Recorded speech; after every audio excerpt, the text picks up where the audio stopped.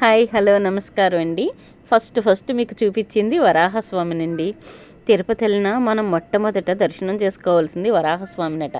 తర్వాత అమ్మవారు తర్వాత మనకి కనిపించేది స్వామివారు. ఈరోజు శ్రవణ నక్షత్రం అండి. ఆయనకి అన్ని రకాల అభిషేకాలు జరిగి మంచిగా అలంకరించిన తర్వాత దర్శనం ఇచ్చిన టైం అన్నమాట ఇది.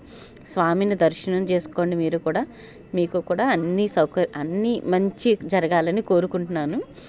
తర్వాతనే గోదాదేవి అండి అమ్మవారు. తర్వాత స్తంభానికి ఇక్కడ లక్ష్మీదేవి ఉంటారు.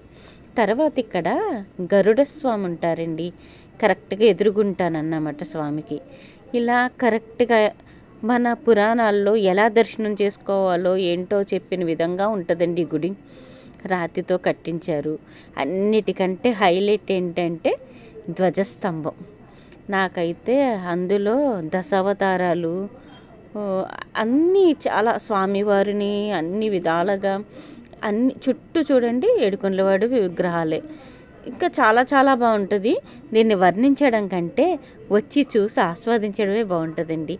ఎవరు ఎక్కడి నుంచి చూసినా కూడా ఎంతగా వీలైతే అంత త్వరగా వచ్చి దర్శనం చేసుకోండి. ఓకే.